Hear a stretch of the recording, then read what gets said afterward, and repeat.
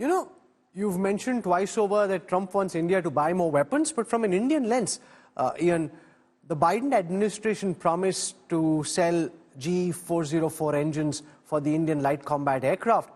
And then the procurement and the delivery of those engines got delayed, so much so that our Air Force now is publicly speaking, very rarely does the Air Chief speak publicly, saying that we don't have the kind of fighter planes we need because it's all got held up. So a lot of Indians, including me, would be very, very unsuspicious of America delivering on its promises on weapons. And we've seen that between Biden and Trump, if things can change so dramatically, how can a country like India trust the United States to come through on its promises on sophisticated technology and weapons? Yeah, I would say, trust is fine, but verification is required. One of the biggest problems of Trump's policy orientation is that if you're going to go away from rule of law and you're going to implement law of the jungle, where the strong do what they will and the weak suffer what they must, you've got to be able to implement that over a period of time. The reason why that policy has worked for China is because the Chinese Communist Party has been in power for generations, because Xi Jinping is a leader for life, because if Xi says something domestically, it goes through. None of those things are true in the United States. Every 4 years, you get a new president, and what the Americans said one time around will change, whether it's the Iranian nuclear deal and JCPOA, or whether it's support for Ukraine, no matter what, for as long as it takes, whether it's the Paris Climate Accord, whether it's the World Health Organization. And so it's very challenging. If Trump is saying, here's the way it's going to go, there's a new sheriff, but you know that there are going to be legal and judicial challenges against Trump and his executive orders, and maybe some of them will pass and maybe some of them won't. You know that in 2 years' time, the Democrats may well take over the House and Trump's ability to legislate is going to be dramatically constrained. You know that Trump is 78 years old. He might not be there even for 4 years. And if he is, after Trump is gone, it's going to be a completely new way of doing business. The fact is that in a representative democracy, with a new president every 4 years and checks and balances, even if they erode, the Americans are much better off with consistent alliances, with participation and membership in U.S.-led multilateral organizations, with kind of rules of the road, with rule of law. It's better for the United States. It's worse for China. And the United States is unwinding a series of rules that they think aren't as good for them, that allow other countries to take advantage of them. Yeah, they're doing that. But the fact is, it's just going to be very hard for the United States to convince these countries, including India, that when you do a deal with the Americans, it's going to stand up longer than this one presidency. Let's speak for a moment about President Trump and Xi Jinping, because he talks of respect, he talks of knowing Xi well, and yet in terms of policy actions, he's doubled the tariffs from 10 to 20 against China. So it seems as if he's talking a soft talk, but walking the hard road. What do you make of what's going on between China and the United States? I think that Trump is always potentially interested in a deal, even if you're an authoritarian leader. We see it with Putin. We see it with Kim Jong-un. It's even possible with the Iranians. But I am very skeptical that the U.S. and China can get to a deal this time around. First point is Trump sees that the Chinese never implemented on the deal that he struck with the Chinese during his first term. So, that makes him skeptical, first of all.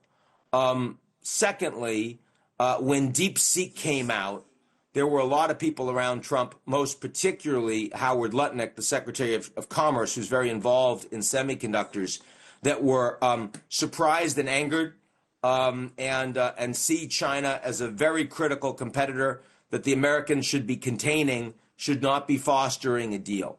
So I think that there is a lot of advice from the economic team and from the national security team that Trump should be decoupling actively from China, and he should be convincing American allies that they need to join the Americans or else.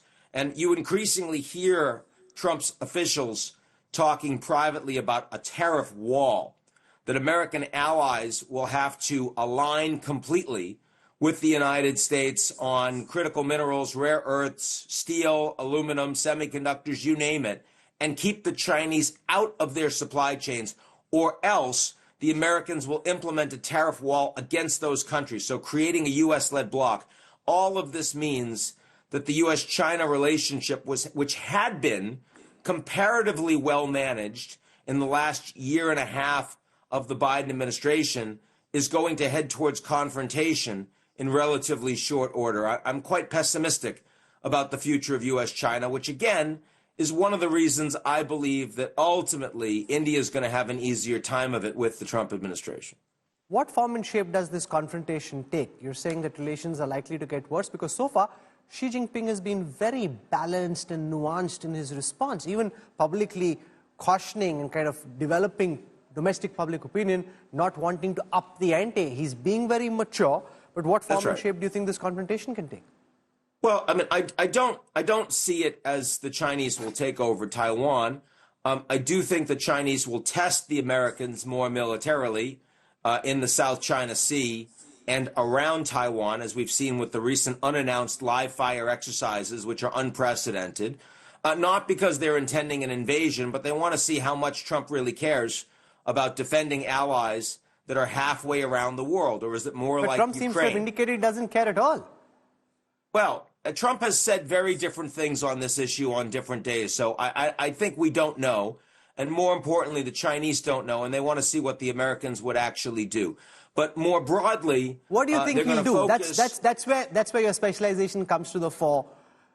Predicting probability, assessing what might happen.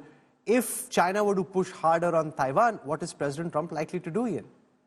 That's right. I think that the reason why China is going to do it is because nobody knows. You've got people around Trump that aren't very influential. They're not principals, like Marco Rubio, the Secretary of State, Mike Waltz, the National Security Advisor. They're very hawkish on China, very hawkish on Taiwan. And indeed, Marco Rubio has been sanctioned by the Chinese government. First time a Secretary of State has ever been sanctioned by China. If it were up to them, their response would be immediate and direct. But it's not up to them. They're going to defer completely to Trump. They're not even going to voice privately any opposition. So we're going to see what Trump is up to. And I think that's extremely interesting. I wouldn't want to predict what Trump is going to do on that issue as the Chinese test the U.S. It's like talking about Ukraine. Is he going to do a critical minerals deal or not? Is he going to walk away from the Ukrainians or not? Is he going to provide security guarantees or not?